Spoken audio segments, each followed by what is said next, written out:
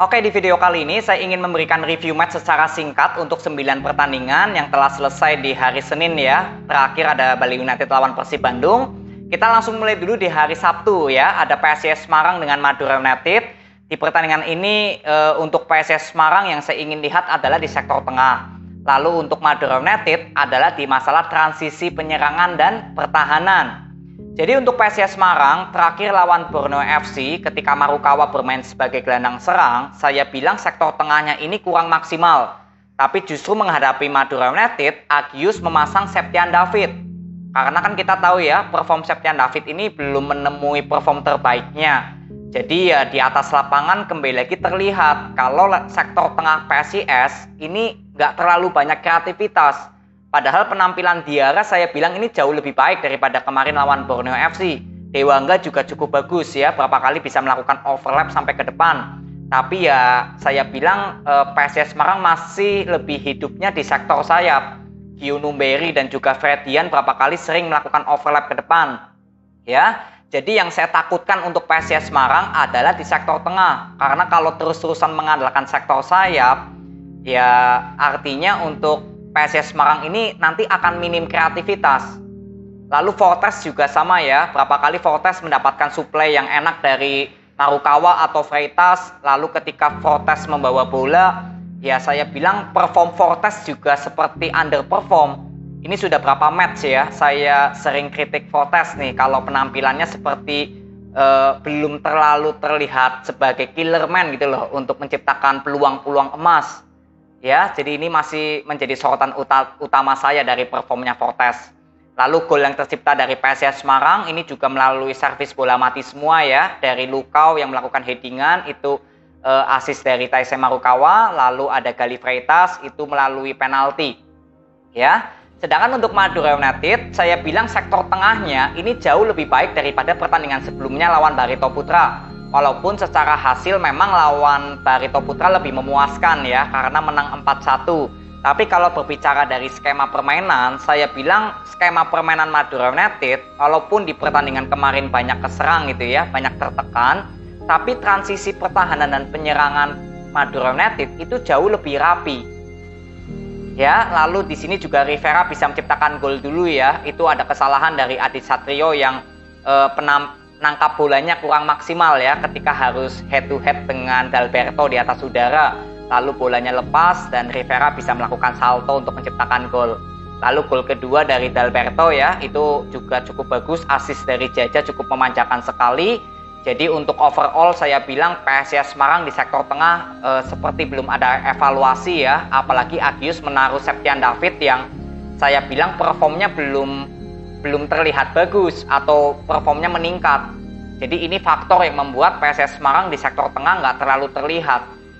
Lalu untuk Madura United saya bilang ini lebih baik lah daripada pertandingan sebelumnya lawan Barito. Yang penting Madura United terus melakukan proses ya atau evaluasi dari skema permainan, semoga lebih kompak lagi. Salim Tuharea, Malik Rizaldi ini bermain cukup bagus juga untuk sektor sayap. Ya, jadi untuk kedua tim ya tetap semangat ya. Nanti kita akan bahas lebih detail lagi untuk PSIS Semarang dan Madura United. Apa saja kira-kira yang harus diperhatikan untuk PSIS Semarang bertahan di 4 besar dan untuk Madura United bisa masuk di 4 besar. Ya, nanti kita bahas di video selanjutnya untuk kedua tim. Lalu next ya ada Rans dengan Borneo FC. Di pertandingan ini Borneo berhasil ya menciptakan 3 poin tanpa kemasukan juga. Jadi sebetulnya Borneo FC tampil cukup konsisten, mendominasi, sebetulnya nggak terlalu banyak masalah ya di pertandingan ini. Karena terlihatlah kalau skema Borneo FC ini sangat konsisten ya, berapa kali melakukan transisi penyerangan, pertahanan, sektor tengahnya bagus, sektor sayapnya bagus. Ya, gol dari Puhiri ya, Terence Puhiri itu juga dari asisnya M. Shiran itu cukup bagus melalui kreativitas dari sektor sayap. Jadi sebetulnya untuk Borneo FC ya harusnya bisa unggul lebih dari 1-0. Tapi ya mungkin sudah rezekinya ya, Borneo FC hanya bisa memetik 1 gol. Tapi yang penting ya Borneo FC tetap konsisten, baik secara hasil, baik di atas lapangan dari skema permainannya. Ya, jadi selamat untuk Borneo FC yang berhasil memperoleh 3 poin. Lalu next ya ada Persija dengan PSS Sleman. Jadi di pertandingan ini untuk kedua tim yang saya ingin lihat adalah di peluang. Karena untuk skema permainan sebetulnya kedua tim sama ya dengan bola possession. Tapi sudah terlihat ya, kalau di babak pertama penampilan Persija untuk skema permainan ini nggak terlalu konsisten. Karena di babak kedua permainan Persija ini jauh lebih bagus. Artinya dalam segi konsistensi, skema permainan Persija ini belum konsisten selama 90 menit. Sedangkan untuk PSS Sleman saya bilang ini jauh lebih konsisten. Karena dari babak pertama sampai babak kedua selesai, ya permainan bola possession PSS Sleman ini masih terlihat lebih konsisten lah. Walaupun di babak kedua akhirnya Persija bisa menyeimbangkan atau justru lebih banyak menekan lah ke pertahanan PSS Sleman. Tapi kalau dibilang dari skema permainan, PSS Sleman tetap masih lebih konsisten. Tapi untuk berbicara peluang gol, ini kedua tim sama-sama masih minim untuk menciptakan gol. Ya, lalu gol yang tercipta dari Persija ini juga melalui titik putih ya. Di menit ke-93, Thales Nathanael melakukan pelanggaran kepada Marco Simic. Jadi di sini Kudela berhasil membuat Persija Jakarta menang 1-0 ya. Jadi dalam 3 pertandingan terakhir ini hasil imbang ya, Persija Jakarta berhasil untuk mendapatkan kemenangan. Yang paling penting Persija Jakarta di luar dari kemenangan ini evaluasinya jelas di masalah penyerangan. Berapa kali untuk memanfaatkan peluang menjadi gol itu masih sangat minim. Tapi nantilah di next video saya akan bahas lebih detail lagi. Sedangkan untuk PSS Sleman di babak kedua lebih banyak tertekan, tapi sebetulnya penampilan PSS Sleman di atas lapangan juga cukup bagus. Tapi ya kembali lagi ke masalah penyerangan ya. Di babak kedua justru PSS Sleman hampir minim sekali untuk bisa menciptakan peluang. Jadi PR dari Coach Christo ya tentu saja di masalah penyerangan juga. Karena di babak kedua ini penyerangan PSS Sleman selalu gagal di area ketiganya pertahanannya Persija. Ya, jadi nanti untuk lebih detailnya lagi ya kita bahas video khusus untuk PSS Sleman. Jadi untuk Persija Jakarta selamat ya, kalian mendapatkan 3 poin, dan untuk PSS Sleman tetap semangat. Semoga dari kekalahan ini bisa belajar dan evaluasi agar PSS Sleman bisa tampil lebih baik lagi. Lalu setelah itu ada Persis Solo ya, di hari Minggu ini kalah 1-2 dari tim tamu Dewa United. Jadi memang Persis Solo terlihat ya di pertandingan ini walaupun sudah unggul gol cepatnya Sananta, tapi ya justru di sini di babak pertama harus disamakan ya kedudukannya dari Kambuaya. Lalu di babak kedua juga Egy Maulana Fikri ya bisa membuat Dewa United comeback dan berhasil memperoleh 3 poin. Untuk Persis Solo poin yang paling penting adalah di sektor tengah dan juga belakang. Ini yang sudah berapa kali saya bilang kalau sektor tengah PSS Sleman ya, saya bilang penampilan Sutanto Tan ini belum terlalu perform banget untuk di area gelandang bertahan. Jadi ini berapa kali bisa dimanfaatkan Dewa United untuk melakukan kreativitas dari sektor tengah. Karena di pertandingan ini Persis Solo ini selalu kesulitan ya kalau boleh saya bilang ketika Dewa United membangun serangan dari sektor tengah. Ya, jadi semoga untuk Coach Titan ya ada evaluasi di sektor tengah Persis Solo, lalu di sektor belakang juga sama. Ini terbukti dari golnya Egy Maulana Fikri, itu sampai 5 pemain menjaga yang memberikan assist itu ya, pemainnya Dewa United itu sampai 5 pemain pertahanan Persis Solo loh. Tapi justru akhirnya jebol juga. Jadi ya ini jelas ya, kalau sektor pertahanan Persis Solo juga harus diberikan komunikasi yang jelas nih evaluasinya. Ya, jadi untuk Persis Solo tetap semangat ya. Semoga dengan hasil kekalahan ini ya teruslah lakukan evaluasi agar Persis Solo ya nggak terdegradasi ya. Karena ini sekarang selisih poinnya hanya 4 ya, walaupun Persis Solo masih menyisakan 1 pertandingan tunda. Ya, jadi yang penting untuk Persis Solo evaluasi. Lalu setelah itu ada Persikabo ya lawan Persebaya Surabaya. Jadi di pertandingan ini kedua tim berakhir imbang 1-1. Untuk Persikabo sebetulnya di babak pertama tampil kurang baik ya, dan Persebaya Surabaya juga sudah unggul melalui golnya Robson Duarte, itu assist dari Andre. Dan di pertandingan ini juga nggak ada Bruno ya, karena mungkin terkena akumulasi ya, mungkin atau mungkin cedera, saya kurang paham. Intinya kalau saya bilang sektor sayap Persebaya ya terbukti ya kalau aliran bola ini lebih terlihat hidup. Karena berapa kali nggak terlalu banyak mendelay permainan cepatnya Persebaya. Tapi kalau saya bilang Coach Uston ini belum ada evaluasi dari skema permainannya Persebaya. Di pertandingan ini masih terlihat kalau Persebaya Surabaya belum ada skema bola possession atau permainan cepat yang terlihat efektif atau konsisten. Ini loh yang berapa kali saya kritik untuk Coach Uston, harus membenahi di skema permainannya dulu. Ini kan sebagai landasan utama. Ya, lalu ketika masuk di babak kedua, Persikabo ini lebih mendominasi walaupun gol penyama kedudukannya Persikabo melalui headingannya Andi Setyo, ya, bukan melalui set play bola hidup. Tapi di babak kedua ya terlihatlah kalau Persikabo sentuhan cepat, bola possession itu lebih terlihat baik daripada Persebaya. Jadi kalau saya bilang di pertandingan ini tinggal kembali ke skema permainan. Saya bilang skema permainan Persikabo di babak kedua terlihatlah bola possession ini berjalan. Sedangkan untuk Persebaya Surabaya di babak kedua justru tampil seperti ya pertandingan lawan Rans, pertandingan lawan Persis Solo ya sebelumnya. Ini masih terlihat ya. Jadi skema permainan dari Coach Uston ini harus cepat dievaluasi. Filosofinya mau bermain ke arah mana ini juga harus dievaluasi.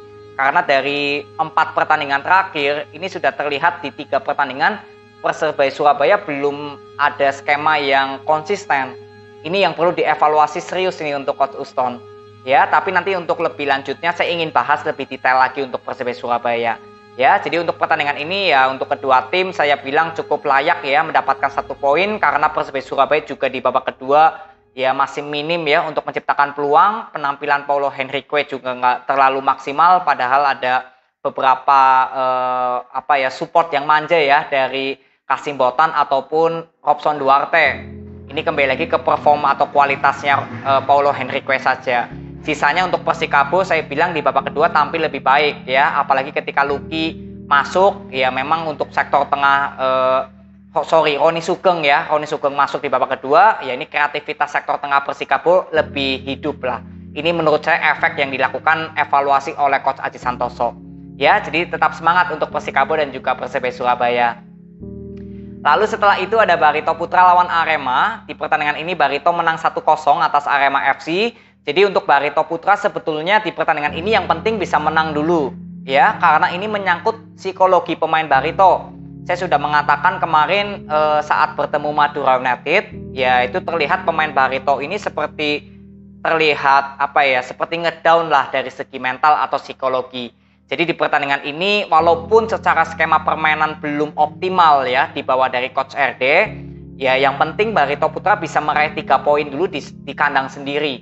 Karena nanti di masalah mental pemain bisa kembali lagi pulih ya, psikologinya, kepercayaan dirinya ini bisa bangkit lagi. Ini yang paling penting dulu untuk Barito Putra bisa meraih kemenangan. Tapi untuk skema permainan, ya jujur saya belum puas ya dari skema permainan Barito yang saya bilang filosofinya juga belum terlihat dari Coach RD atau evaluasinya.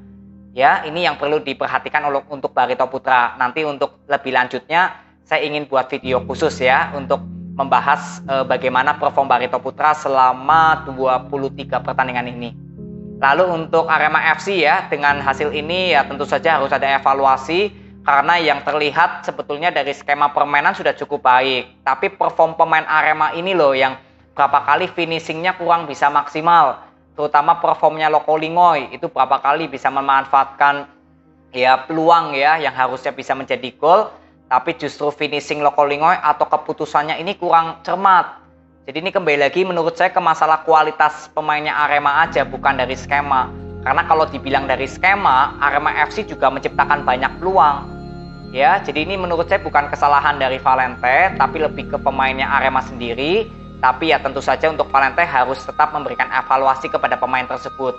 Ya, terutama penampilan Loko Lingoy ini. Berapa kali saya bilang harusnya bisa memanfaatkan peluang menjadi ya peluang emas lah ya minimal, tapi justru seperti keputusannya selalu nggak maksimal atau optimal ya. Jadi ini untuk Arema FC saya bilang evaluasinya di perform pemainnya saja ya. Jadi untuk Barito Putra selamat ya mendapatkan 3 poin, dan untuk Arema FC tetap semangat, semoga dari kekalahan ini ada evaluasi lagi dari Valente. Lalu Bayangkara dengan Persita, di sini Persita Tangerang kalah 3-0 ya, sebetulnya cukup kaget dengan hasil kekalahan ini. Tapi kalau dilihat dari cara permainan Persita, ya saya bilang perform pemain Persita juga nggak terlalu banyak yang perform ya. Ada beberapa pemain belakang, pemain tengah yang terlihat seperti underperform. Jadi seperti konsentrasi di atas lapangan ini seperti bukan Persita yang biasanya loh ya, yang seperti keep fire spiritnya ada atau pertarungan untuk menang ada. Ini seperti underperform lah dari 11 pemain yang mungkin 5 yang underperform. Jadi untuk skema permainan cepatnya Persita itu nggak nggak banyak yang optimal. Ya, banyak salah passing long ball yang nggak efektif, lalu banyak miskomunikasi di sektor belakang dan tengah.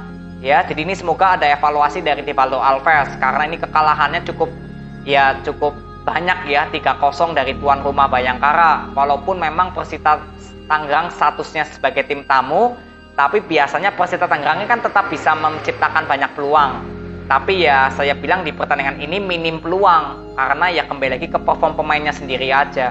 Ya, jadi semoga untuk coach Thibaut Alves bisa memberikan ya semangat ya dari bentuk psikologi dan mental pemain agar nanti di bulan Februari ya kalau nggak salah kick off mulai lagi ya Persita Tangerang dari masalah mental sudah kembali lagi pulih. Ya, jadi untuk Persita Tangerang tetap semangat dari kekalahan ini dan untuk Bayangkara FC selamat ya, kalian mendapatkan 3 poin. Ini Brando cukup on fire sekali ya. Untuk sektor tengah juga cukup bagus. Raja Nainggolan juga melakukan debutnya ya di pertandingan ini. Ya, jadi selamat untuk Bayangkara FC. Lalu di hari ini ya ada Persik Kediri lawan PSM Makassar. Di pertandingan ini Persik Kediri saya bilang untuk skema bola possession-nya cukup bagus, tapi untuk menciptakan peluang ini masih sangat minim.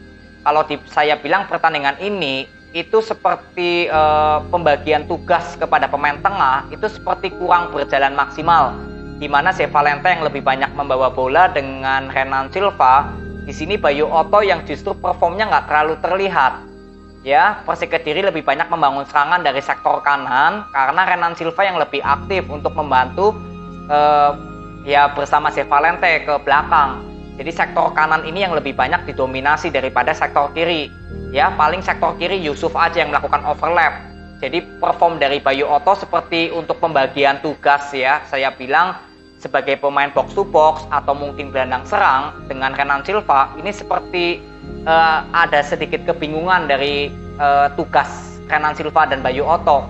Karena sebetulnya kalau Bayu Otto seperti lawan Persib ya, yang seperti pemain box to box, ini harusnya Bayu Otto yang lebih banyak mundur. Tapi di pertandingan ini justru Renan Silva yang lebih banyak mundur ke belakang.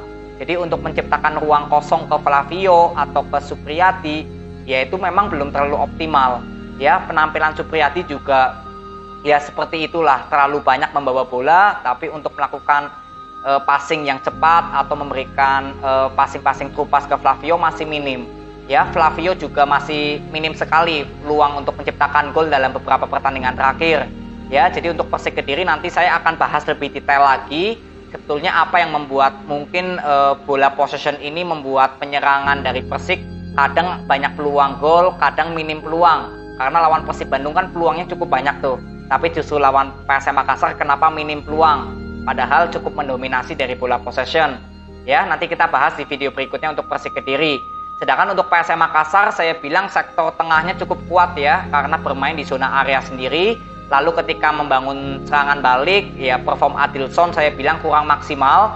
Jadi untuk siapa itu pemain barunya ya Mansare sama saya lupa Sepaulo ya. Sepaulo juga performnya cukup bagus sebetulnya, tapi ya kekompakannya dengan Adilson berapa kali sering belum terlihat lah chemistry-nya.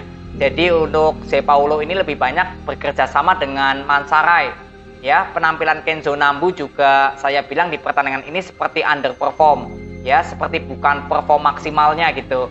Jadi untuk mengalirkan bola lebih banyak mengandalkan Arfan. Tapi untuk masalah bertahan Kenzo ini cukup bagus. Ya, lalu di sini juga Yuran Fernandes ya, itu bisa menciptakan gol melalui headingan, assist dari Rizky Eka Pratama ya, masuk di babak kedua. Lalu setelah itu saya nggak bisa melanjutkan menonton ya karena dari televisi sudah diselesaikan karena pertandingan sempat diberhentikan ya, dan di sini akhirnya Sawyer bisa menyamakan kedudukan. Itu assist dari MK Nafi yang memberikan passing dulu dari Renan Silva ya, saya lihat replaynya di Instagramnya Persik. Jadi untuk hasil imbang ini ya saya bilang untuk Persik Kediri ya harus ada evaluasi dari masalah penyerangan karena walaupun bisa mendominasi tapi menciptakan peluangnya masih minim. Sedangkan PSM Makassar walaupun gak terlalu banyak bisa bermain dengan bola possession, tapi peluangnya ini cukup banyak di babak pertama ataupun di babak kedua.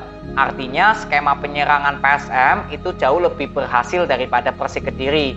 Ya, ini berbicara dari masalah skema penyerangan. Ya, tapi nanti untuk PSM Makassar juga saya akan bahas lebih detail di video berikutnya. Ya, jadi untuk kedua tim tetap semangat ya. Semoga dari hasil imbang ini Persik Kediri dan PSM Makassar bisa terus melakukan evaluasi dan terus belajar ya apa yang perlu diperbaiki. Lalu terakhir ya, ada Bali United dengan Persib Bandung. Di pertandingan tadi harus berakhir imbang 0-0. Jadi sebetulnya kalau saya bilang Bali United dari transisi masih terlihat cukup konsisten. Berapa kali untuk bertahan cukup cepat, untuk melakukan penyerangan juga cukup cepat.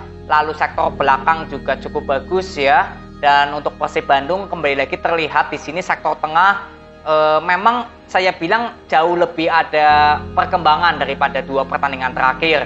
Beltrame saya bilang di pertandingan ini juga jauh lebih baik lah ya. Mungkin adaptasinya sudah ada mulai tanda hijau ini ya, mulai bisa beradaptasi dengan permainan cepatnya Persib. Tapi performa Mark ini di babak kedua justru yang terlihat sudah nggak optimal, ini belum diganti oleh Hodak. Ya, secara fisik juga terlihat Mark sudah banyak penurunan. Paling ini yang saya bisa lihat di babak kedua Persib Bandung ya masih kesulitan untuk melakukan penyerangan. Ciro yang lebih banyak melakukan individu sendiri juga ya cukup kesulitan ya untuk melakukan atau melewati Andika. Jadi ya menurut saya untuk Persib Bandung yang perlu dievaluasi sebetulnya tinggal di posisi Mark ya. Deddy Kusnandar bermain cukup bagus ya di pertandingan ini. Tapi performa Mark ini seperti belum terlihat seperti belum terlihat maksimal lah. Di pertandingan ini mungkin lebih baik daripada 2 pertandingan terakhir. Tapi kalau saya bilang ini juga belum maksimal. Jadi berapa kali Beltrame seperti belum ada support. Ya, Beckham Putra juga bermain di sektor kanan ini jauh lebih bagus daripada bermain sebagai gelandang serang. Karena Beckham Putra ya memiliki kecepatan ya, walaupun di pertandingan ini juga nggak terlalu banyak kelihatan. Ya, jadi untuk Persib Bandung ya saya bilang sudah ada peningkatan dari sektor tengah, tapi ya belum terlalu terlihat banget. Ya, jadi untuk Hodak semoga terus lakukan evaluasi untuk sektor tengahnya Persib Bandung, terutama performa Mark ini. Ya, lalu Ciro juga sama, berapa kali sering ya berusaha untuk melewati Andika, tapi berapa kali juga selalu gagal. Jadi ya ini semoga juga ada evaluasi dari Hodak kepada Ciro. Semoga permainan aliran bola dari Persib ini bisa lebih banyak passing gitu loh. Jangan lebih banyak untuk melakukan skill individu terus. Karena DTS supportnya sangat minim banget. Apalagi dijaga ketat oleh pertahanan Bali United ya. Dola dengan Jajang Mulyana. Ini Jajang Mulyana harus terkena kartu merah ya. Kartu kuning 2 kali. Ya paling ini yang saya bisa evaluasi dari Persib Bandung. Sedangkan untuk Bali United sebetulnya di pertandingan ini sudah cukup bermain bagus ya. Peluangnya juga cukup banyak. Kalau Persib Bandung masih minim. Kalau Bali United ini banyak peluangnya. Yang kena tiang juga ada berapa itu ya. Belum save dari Kevin Mendoza juga cukup banyak ini. Ya penampilan Kevin saya bilang menjadi man of the match mungkin. Karena berapa kali melakukan save yang cukup brilian. Ya walaupun hasil imbang saya bilang permainan Bali United masih masih konsisten. Ya tinggal masalah rezeki aja, belum tercipta gol dari peluang yang tercipta cukup banyak. Paling ini. Ya, tapi untuk masalah peluang Persib Bandung ini masih minim. Tapi nanti saya akan bahas lebih detail lagi di video berikutnya ya untuk Bali United dan juga Persib Bandung. Ya, jadi ini aja review dari 9 pertandingan yang saya bisa berikan kepada kalian. Nanti saya akan bahas dari masing-masing tim dari ya mungkin 15 tim ya di Liga 1 secara detail ya. Jadi masing-masing tim satu video. Nanti saya ingin bahas lebih detail lagi. Ya, jadi ini aja, terima kasih, semoga bermanfaat video dari saya. See you.